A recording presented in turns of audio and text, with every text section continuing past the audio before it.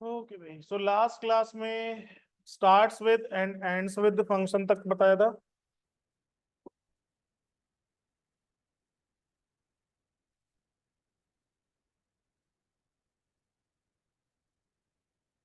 Next है to upper case and local upper case, to lower case and local lower case.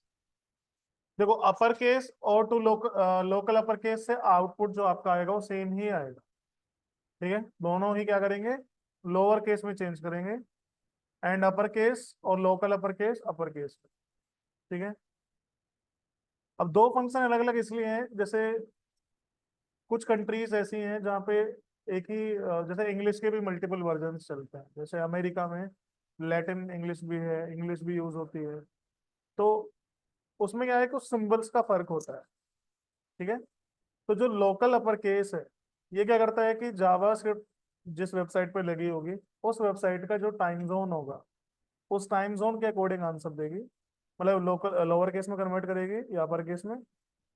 ये जो है, ये clear cut upper case lower case में change होगी, जैसा लिखा है वैसा है। ठीक है, बाकी फिलहाल इंडिया में तो दोनों का आंसर सेम ही आएगा, कुछ डिफरेंट नहीं। तो ट्राई कर लेते हैं। ये आपकी original string to local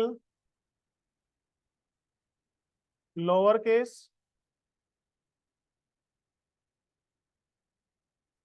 and to lower case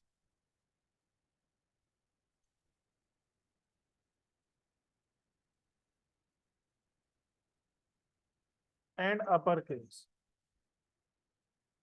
file का नाम क्या है, स्ट्रिंग। ठीक है भाई, ये आ गया हमारी ओरिजिनल स्ट्रिंग। इसमें कैपिटल लेटर्स भी हैं, स्मॉल भी हैं। इसमें देखो सब कुछ स्मॉल है, सेम इसमें भी सब कुछ स्मॉल है। इसमें सब कुछ कैपिटल है, इसमें भी सब कुछ कैपिटल है। सिंपल है भाई, कीजिए एक बार नोट।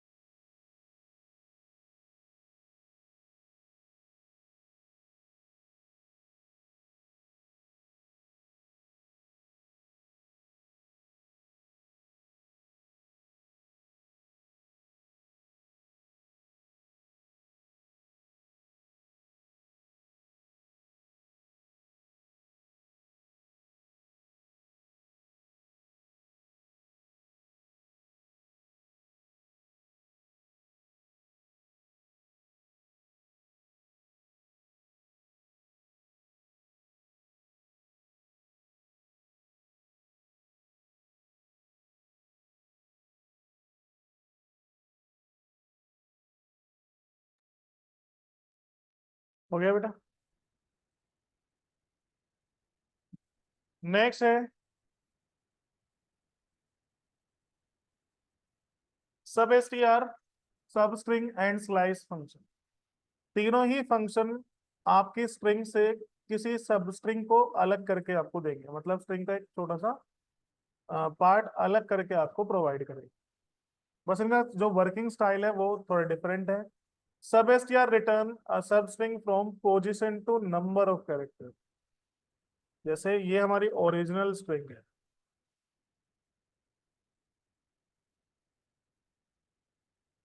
अब इसमें मान लो मुझे यहां से शुरू करना है, इस इंडेक्स से, जी वाले इंडेक्स से। कौन सा इंडेक्स है ये? 0 1 2 3 4 5 6 7 8 9 10 11 12 13 14 15 16।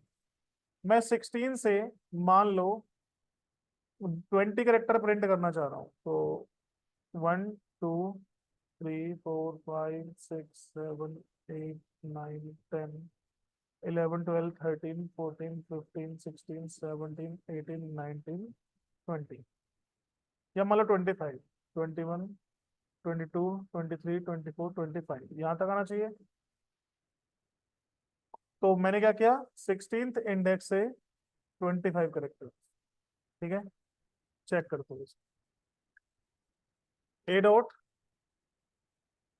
सब S T R from 16 to, मतलब 16 से 25 करेक्टर, कितना आया? वही है ना जो मैंने बताया था। बट अगर मैं यहाँ लिखूं सब स्ट्रिंग 16 to 25, 16 में कौन सा था? ये ना। तो 16, 17, 18, 19, 20, 21, 22, 23, 24, 25, सिर्फ इतना है।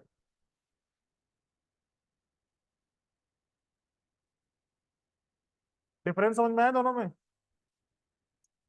पहला रिटर्न कर रहा है from position to number of characters, कि भाई यहां से स्टार्ट करना है, उसके बाद कितने कैरेक्टर चाहिए। ये क्या कर रहा है, position to position, from first starting position to end position.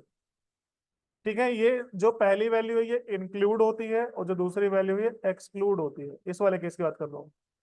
मतलब 16th इंडेक्स से स्टार्ट करेगा और 24 इंडेक्स तक की वैल्यू प्रोवाइड करेगा। क्लियर है?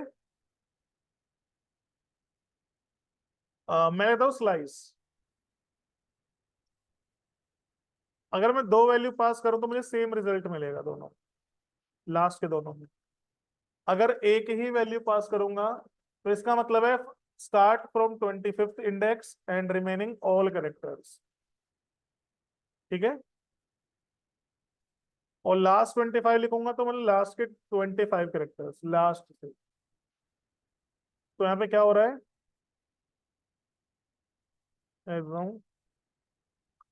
Return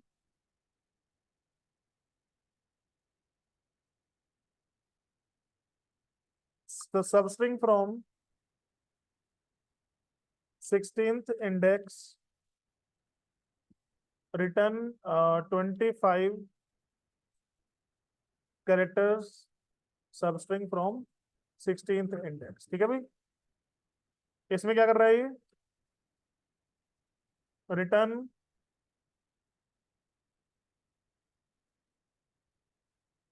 characters from 16th index to 25th index. Same चीज इसमें, ये क्या करेगा, return all characters from 16th, sorry 25th index. 25वें इंडेक्स के बाद जो बचे हुए सारे कैरेक्टर्स हैं वो रिटर्न हो जाएंगे। एंड ये क्या करेगा, रिटर्न लास्ट 25 कैरेक्टर्स। समझ में आया भाई सभी को? करिए नोट डाउन।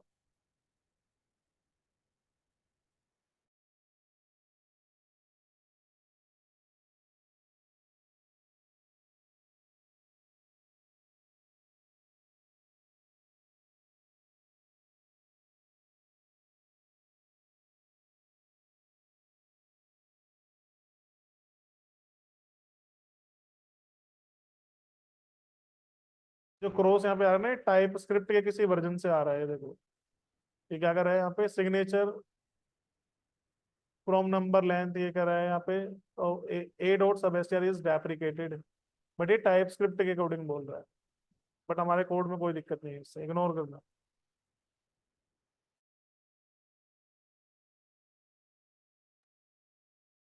अभी अंश का क्या बोल रहे हैं, स्लाइस वाला एक बार समझा दो फिर से। बेटा स्लाइस में तीन चीजें हैं, अगर दो वैल्यू पास करोगे तो ये हो गया स्टार्ट इंडेक्स, ये हो जाएगा एंड इंडेक्स, इससे एक पहले मतलब। और इस केस में क्या हो रहा है, ये स्टार्ट वैल्यू एंड वैल्यू है ही नहीं, तो ऑल करेक्टर रिटर्न करेगा। हमने -25 लिखा है, तो लास्ट से जो 25 करेक्टर्स बचेंगे वो प्रिंट कर देगा ये, सिंपल सा है भाई।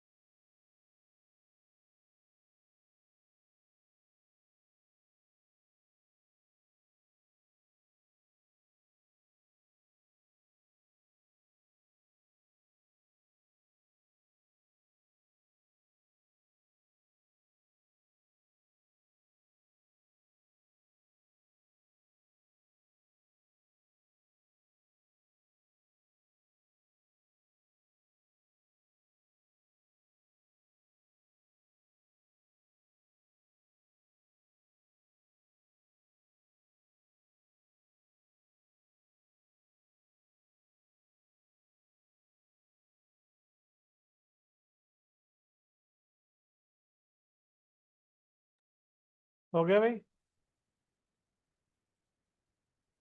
जल्दी करो।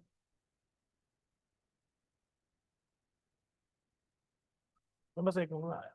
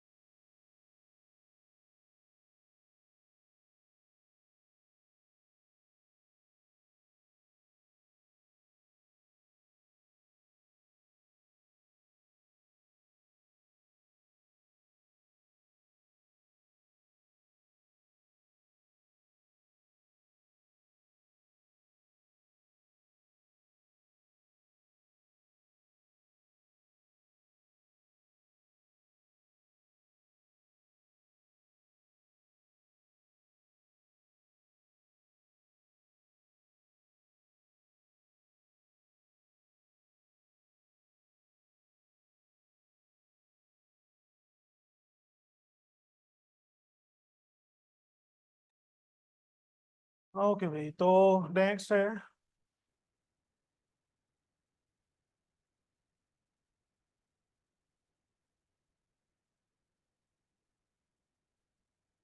रिपीट। मतलब एक स्ट्रिंग की आप अगर मल्टीपल कॉपीज बनाना चाहते हो तो आप रिपीट यूज कर दो। जैसे भी एक कॉपी आ रही है, मैं तो यहाँ पे रिपीट 10, तो इस स्ट्रिंग की 10 कॉपी आ जाएगी। क्लियर है? सिंपल सी task. Next replace and replace all. नाम से समझ में आ रहा है। तो रिप्लेस क्या करेगा? रिप्लेस सब स्ट्रिंग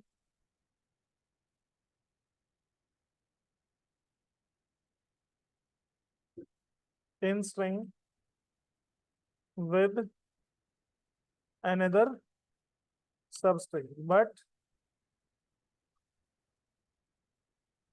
only one time। और ये क्या करेगा? ये रिप्लेस करेगा एवरी टाइम।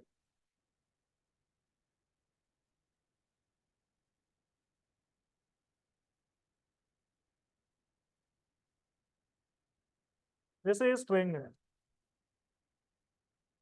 इसमें बहुत सी जगह पे स्पेसेस हैं। मैं चाहता हूं कि मैं रिप्लेस कर दूं स्पेस को इस सिंबल से। तो सिर्फ एक बार चेंज हुआ। अगर मैं यहाँ पे लगा दूं रिप्लेस ऑल, तो ये हर जगह चेंज हो। ठीक है? और मतलब जो है कि यही रखना है, जो मन करे वो रख दो। जहां जहां स्पेस है ये वर्ड आ जाएगा। ठीक है भाई? या मान लो मैं यहाँ पे क्या कर रहा हूँ, जहां पे इसमें स्मॉल ए है उसे कैपिटल ए से रिप्लेस कर दो। यहाँ पे तो सिर्फ एक बार चेंज हुआ देखो, पहले वाले में। यहाँ देखो हर बार चेंज हुआ जहां भी ये ए था इसमें। सिंपल है। या मान लो मुझे क्या करना है, स्पेस को रिमूव करना है स्ट्रिंग से, तो खाली स्ट्रिंग डाल दो। नहीं, खाली स्ट्रिंग तो नहीं ले रहे, सॉरी, स्पेस को रिमूव करोगे ना। ठीक है, इसने सिर्फ एक बार रिमूव किया, इसने हर बार रिमूव किया। Empty string. क्लियर है। और सिर्फ मतलब सिंगल सिंगल लेटर नहीं, पूरा वर्ड भी रिप्लेस कर सकते हो। जैसे स्क्रिप्ट वर्ड को मैं एससी कर देता हूँ।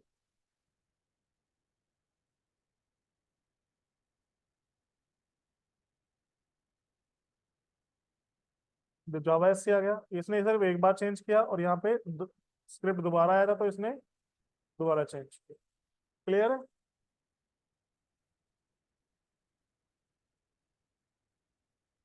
स्प्लिट। स्प्लिट क्या करेगा,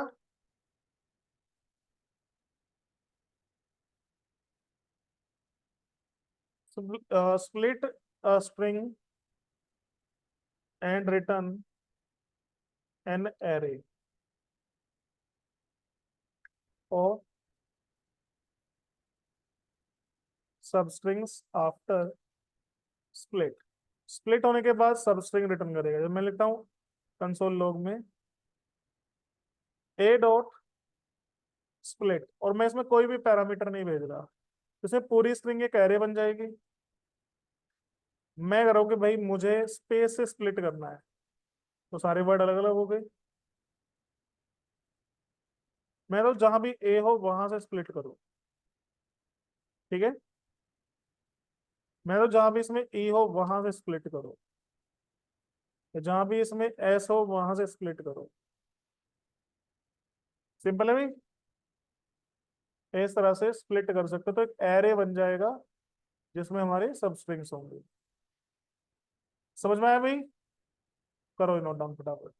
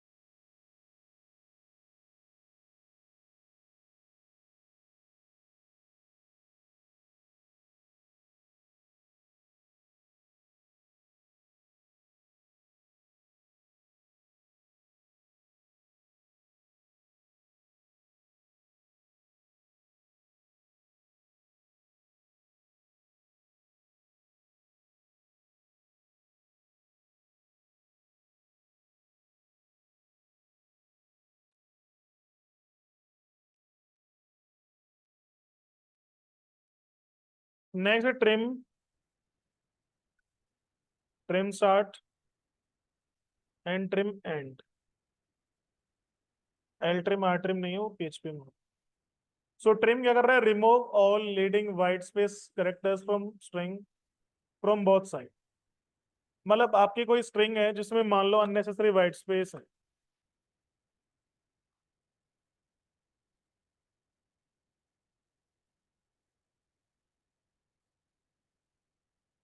इस स्ट्रिंग में स्टार्टिंग में मान लो 10 स्पेस है और लास्ट में 5 स्पेस है, और इसकी लेंथ कितनी हो गई,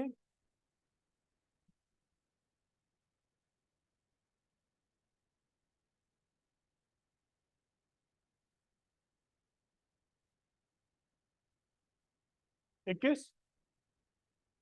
10 पहले 31 और 5 36, टोटल लेंथ 36 है। अब मैं ये लेंथ इसलिए प्रिंट करा के दिखाऊंगा आपको क्योंकि भाई स्पेस प्रिंट तो होता नहीं है, पता नहीं चलेगा ना। 36 है। मैं चाहता हूं कि इसमें जितने भी वाइट स्पेस कैरेक्टर्स हैं वो रिमूव हो जाए दोनों साइड से, तो आप क्या यूज करो, ट्रिम फंक्शन। ठीक है, ट्रिम करोगे तो जितने भी वाइट स्पेस कैरेक्टर्स हैं वो रिमूव हो जाए दोनों साइड से। भाई 10 स्टार्टिंग से घट गए और लास्ट से 5, एक 36 से 15 घटा तो 21 ही बचेगा बीच में जो स्ट्रिंग है।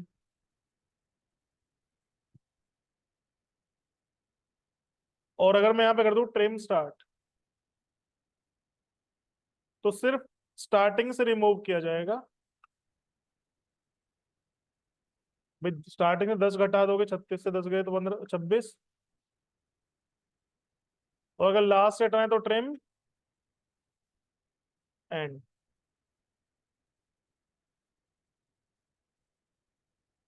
कितने बचेंगे? हम्म। हम्म। ठीक है भाई, करिए नोट।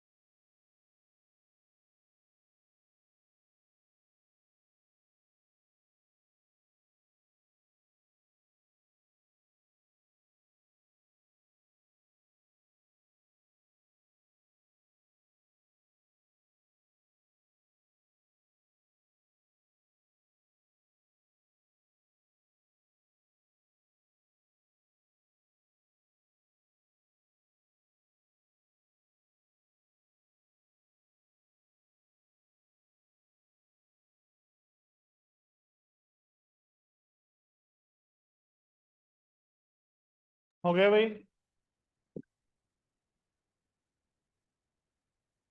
नेक्स्ट है लोकल कंपेयर।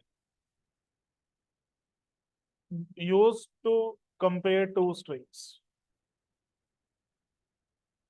ये काम कैसे करता है वो समझते हैं। मान लो हमारी दो स्ट्रिंग्स हैं। एक स्ट्रिंग है नितिन,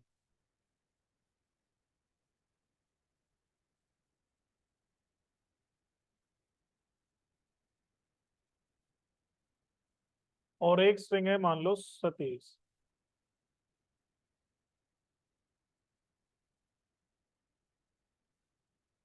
अब इनकी लेंथ अलग अलग है ना। यहाँ 5 करेक्टर है, यहाँ पे 6 करेक्टर। तो पहले क्लियर है कि ये दोनों सेम नहीं है। तो सबसे पहले लेंथ कंपेयर की जाती है। अगर लेंथ, भाई जैसे यहाँ पे 5 है और यहाँ पे 6 है, तो मतलब दोनों सेम नहीं। क्लियर है। ओके। अच्छा, अगर मान लो दोनों लेंथ सेम है,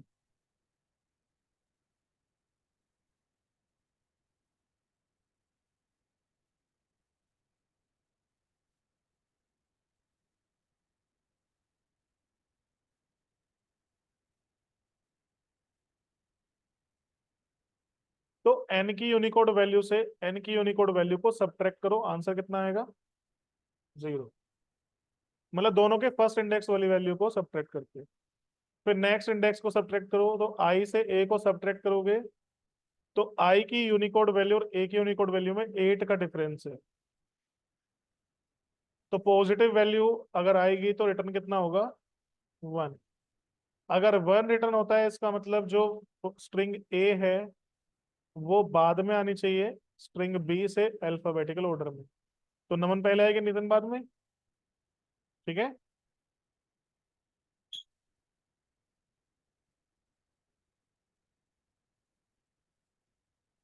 तीसरा केस, मान लो ए स्ट्रिंग है नमन और बी स्ट्रिंग है नितिन।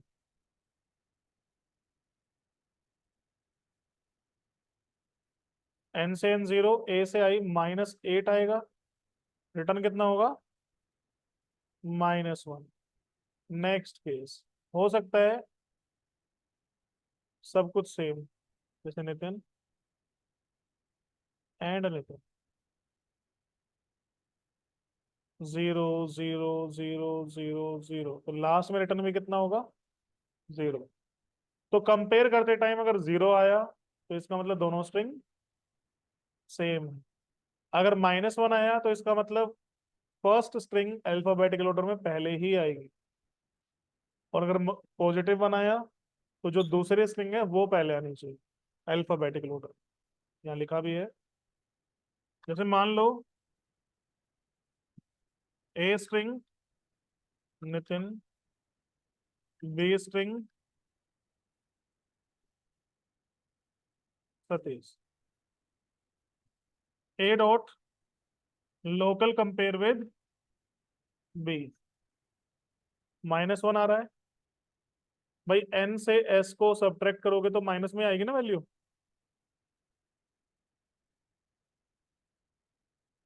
और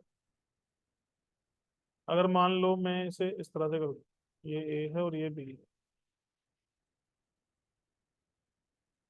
तो 1 आ रहा है। ठीक है।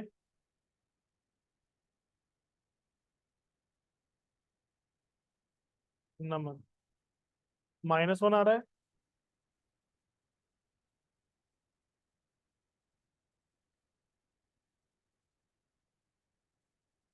1 आ रहा है। दोनों स्ट्रिंग ही अगर सिमिलर हैं तो कितना आ रहा है? 0। क्लियर है भाई? कीजिए नोट डाउन फटाफट।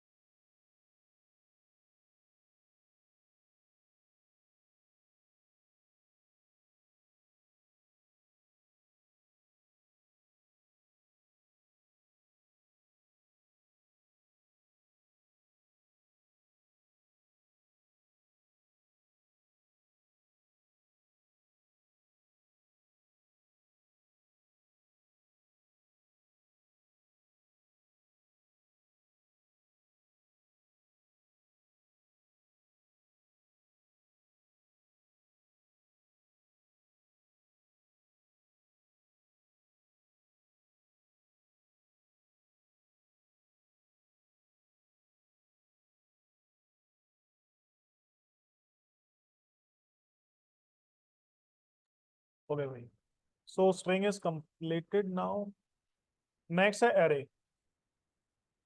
एरे क्या है? Collection of items, arrangement in contiguous order, मतलब regular arrangement. It can contain duplicate items, array में डुप्लीकेट आइटम्स हो सकते हैं। Can contain different type of values, means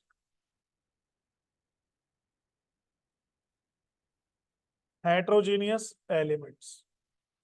ठीक है भाई, हेट्रोजीनियस एलिमेंट्स इसमें हो सकते हैं, मतलब different different data. Index always start with 0। Mutable data type है, मतलब कि इसमें हम लोग चेंजेस कर सकते हैं। ठीक है, कुछ अपडेट करना है तो कर सकते हैं। ओके, एरे इंडेक्स 0 से स्टार्ट होता है। सिंटेक्स क्या होगा? Array object and square bracket के अंदर आप लोग अपने जो भी एलिमेंट्स है वो डिफाइन कर सकते हो। एलिमेंट्स किसी भी टाइप के हो सकते हैं। ठीक है, नंबर है, स्ट्रिंग है, कोई एरे है, दूसरा कोई भी कुछ भी। इसको एक बार समझते हैं थोड़ा सा डीपली कि भाई इंडेक्सिंग 0 से क्यों स्टार्ट होती है। कोई बताएगा वैसे, किसी को आइडिया हो तो?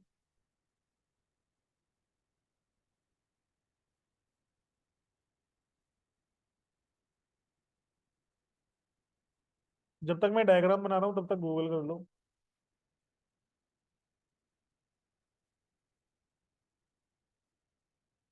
अरे गूगल कर लो भाई, फोन सबके जेब में पड़े हैं। फोन निकालो, ढूंढो।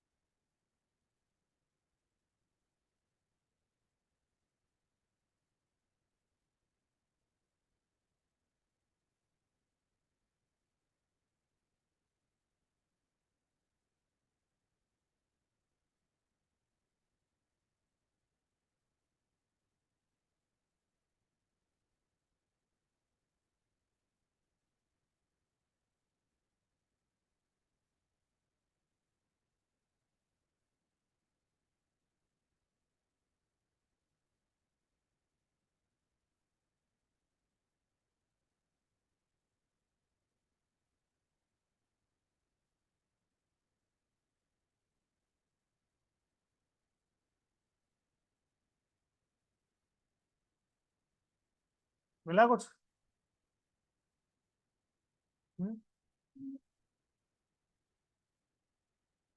ऑफसेट क्या होता है? बस इतना ही मिला कि indexes are use as offset. तो इंडेक्स और ऑफसेट तो एक ही बात हो गई ना।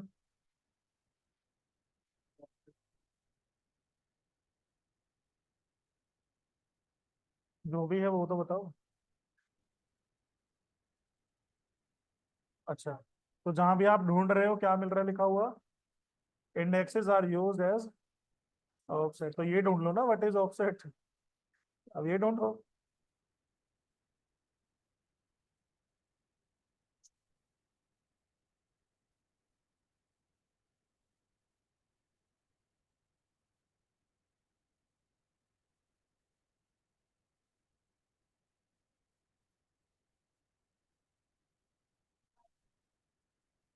हम्म। सी लैंग्वेज किस किसने पढ़ी है? कोई पढ़ के आया सी लैंग्वेज? कोई नहीं पढ़ के आया? किसी ने तो पढ़ी होगी यार, ऐसा तो नहीं है। अरे कुछ पूछ नहीं रहा, बस जानना चाह रहा हूँ। डर मत कि ऐसे आधे लोग तो इसलिए हाथ नहीं उठाते कि कोई पूछना शुरू कर दो। देखो भाई, जो भी प्रोग्रामिंग लैंग्वेजेस आप लोग यूज करते हैं वो सभी C and C plus plus based है, ये तो आपको पता है। जो भी, चाहे आप जावा यूज कर रहे हो, चाहे आप पाइथन यूज कर रहे हो, चाहे आप पीएचपी यूज कर रहे हो, चाहे आप जावास्क्रिप्ट यूज कर रहे हो, हर कोई लैंग्वेज के जो कंपाइलर्स हैं वो सी एंड सी प्लस प्लस में लिखे हुए हैं। एंड सी लैंग्वेज में एक कॉन्सेप्ट होता है पॉइंटर्स। पढ़ा है? ठीक है। हाँ जी, देखो जाहिद ने लिखा है ऑल अबाउट पॉइंटर्स, बिल्कुल। पॉइंटर्स।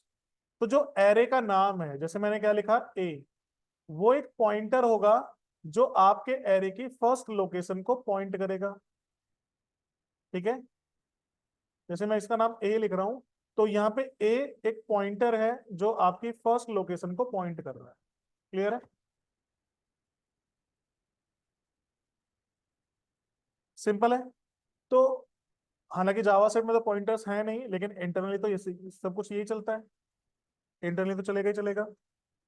अब समझिए कि इंडेक्स क्या होता है।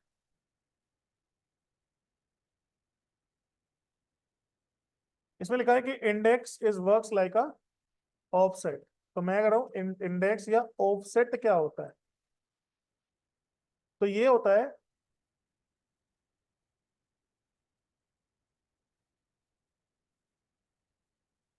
Difference of desired element. Desired element मतलब जिस एलिमेंट को आप एक्सेस करना चाहते हो। So difference of desired element from base element. ये वर्ड, ये चीज मिली कहीं पे? मिली होगी यार, कहीं तो मिली होगी। नहीं मिली? चलो मैं भी ढूंढता हूँ तुम्हारे से। Why array index start with zero. अच्छा, ये ए आई जनरेटिव ए आई, ये क्या आ गया ये? अच्छा, गूगल ये लैब स्टार्ट हो गया क्या इसका, गूगल का? अब ये ए आई रिजल्ट देने लगा है। चलो पहले ए आई रिजल्ट पे ही चल लेते हैं। तो ये कह रहा है the reason why array indices start at zero boils down to how array are stored in memory. Memory addressing. Array are stored in contiguous memory locations. This means that each element in array is placed right next to the previous one in memory. एक के बाद एक होगा। Name of an array acts as a pointer to the memory address of its first element. मैंने ये बताया आपको कि भाई जो आपका एरे का नाम होता है वो क्या होता है? पॉइंटर होता है जो आपके एरे के फर्स्ट लोकेशन को पॉइंट करता है। क्लियर है? एंड अब थोड़ा स्मार्ट बनो। अब आप लोग चैट जीपीटी या ये लैब को यूज किया करो। ये लैब ही है ना इसका फीचर। हाँ, सर्च लैब्स गूगल का फीचर है। ठीक है, ये आपको स्मार्ट आंसर देता है, बोल के आप दुनिया भर की वेबसाइट को स्कैन करोगे ये काम खुद करके दे देगा आपको। Then get to access any element in array, the compiler simply needs to calculate the offset from this base address. Offset मैंने क्या बताया? डिफरेंस ऑफ डिजायर्ड एलिमेंट, मतलब जिस एलिमेंट को आप एक्सेस करना चाहते हो उसका कहां से? बेस एलिमेंट से। Offset calculation, The index of an array element represent the offset or distance from the base address of the array. Clear है? मैंने भी बताया कि जिस एलिमेंट को आप एक्सेस करना चाहते हो उसका डिफरेंस कौन से एलिमेंट से? बेस एलिमेंट से. If the index start at 0, sorry, at 1, compiler would have to perform an additional calculation. अगर हम 1 से स्टार्ट करेंगे तो कंपाइलर को एक एक्स्ट्रा कैलकुलेशन करनी पड़ेगी, सब्ट्रैक्ट करना पड़ेगा एक. अब हर बार एक सब्ट्रैक्ट करना पड़ेगा तो रहने दो भाई, 0 से स्टार्ट कर दो ताकि हमें एक्स्ट्रा ऑपरेशन परफॉर्म ना करना पड़े. क्लियर है? सिंपल है. Each time it access an element which would introduce efficiently. अब ये तो हो गया बस, ठीक है. अब समझो, ये समझ में आ गया यहां तक? Difference of desired element from base element. C language में इसके लिए एक फॉर्मूला भी तैयार किया गया इंडेक्स निकालने के लिए,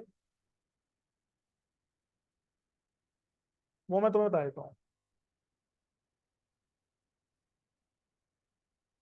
इंडेक्स क्या हुआ?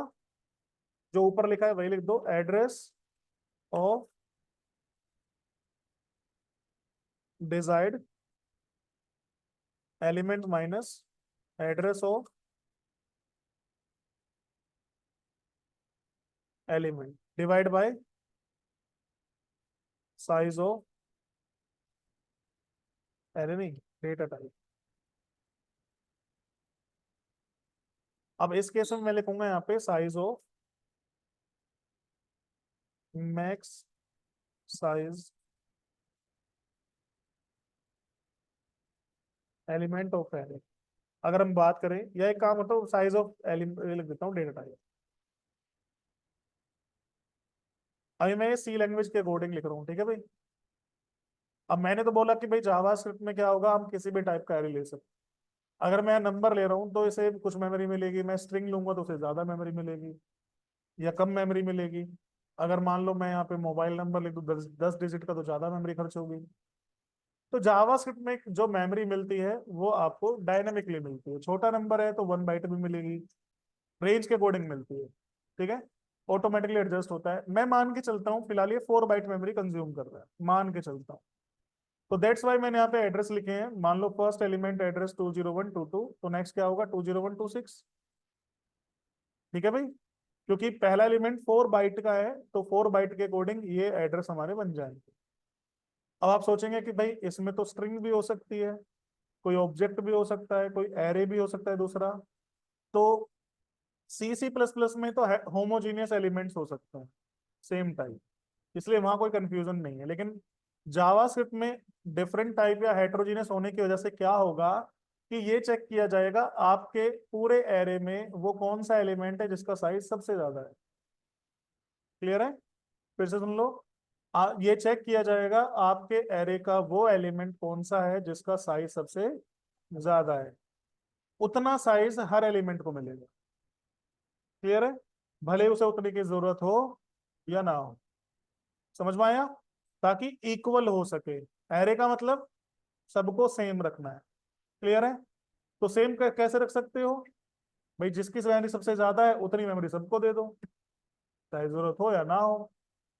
क्लियर है? तो मैं यहाँ पे नंबर लेके चल रहा हूँ इसलिए 4 बाइट मेमोरी कंज्यूम हो रही है यहाँ पे. अब देखो, मान लो मुझे इस फॉर्मूले के अकॉर्डिंग निकालना है इंडेक्स पहले एलिमेंट का. मैं एक्सेस कौन सा एलिमेंट करना चाहता हूं? पहला. तो एड्रेस ऑफ डिजायर्ड एलिमेंट क्या हुआ? 20122. और मेरा बेस एड्रेस भी क्या है? सेम ही है, 20122 डिवाइड बाय डेटा टाइप का साइज दैट इज 4.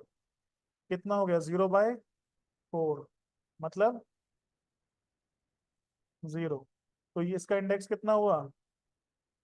0. अगर 1 से करता तो मुझे यहाँ पे एक सब्ट्रैक्शन ऑपरेशन एक्स्ट्रा करना पड़ता. क्लियर है? मान लो मैं इस एलिमेंट को एक्सेस करना चाहता हूँ. इसका एड्रेस कितना है? 20146 base address divide by 4. Difference कितना आया? 24 का. 24 का ही है ना? डिवाइड बाय 4 कितना होगा? इसमें 6 लिख देता हूँ मैं, यही है ना? देखते हैं भाई, इसका 1, इसका 2, इसका 3, 4, 5, कितना हुआ? 6, 7, 8, 9। आप किसी का भी चेक कर सकते। क्लियर है? समझ में आया? अच्छा, मैं तो ये मैं लिख देता हूं प्रोग्राम में कहीं पे A0, या मैं लिख देता हूं कहीं पे A8। भाई कंप्यूटर को कैसे समझ में आएगा कि मैं किस मेमोरी लोकेशन की बात कर रहा हूँ? तो इसके लिए भी एक फॉर्मूला होगा, एड्रेस ऑफ एलिमेंट। क्या होगा? अगर हम लोग ऊपर की तरह लिखते हैं, मतलब ए इंडेक्स 8 लिख देते हैं, तो ये होगा base address plus index multiply by size of data type का साइज। अब मैंने लिखा भाई कहीं पे A8, बेस एड्रेस कितना था हमारा? 20122, यही था ना? प्लस इंडेक्स है 8, डे टाइप का साइज मैंने लिया है 4। इसे सोल्व करो। भाई पहले मल्टीप्लीकेशन होगी 32, अब इसे सोल्व करो। 20154, यही है ना? कितना है? यही है। समझ में आया भाई कैसे एरे को एडजस्ट किया जाता है? क्लियर है? चलो ये नोट करो फटाफट, पहले इतना, फिर ये वाला पार्ट नोट करना।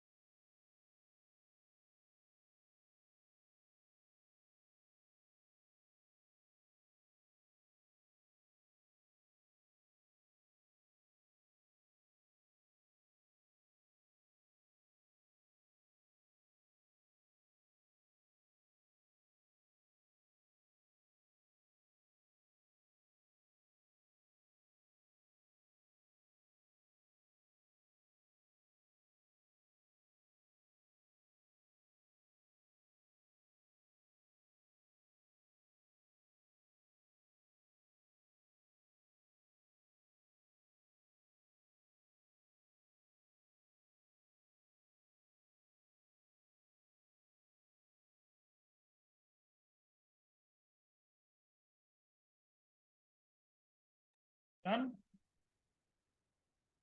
ओके, तो आज के लिए इतना ही, बाकी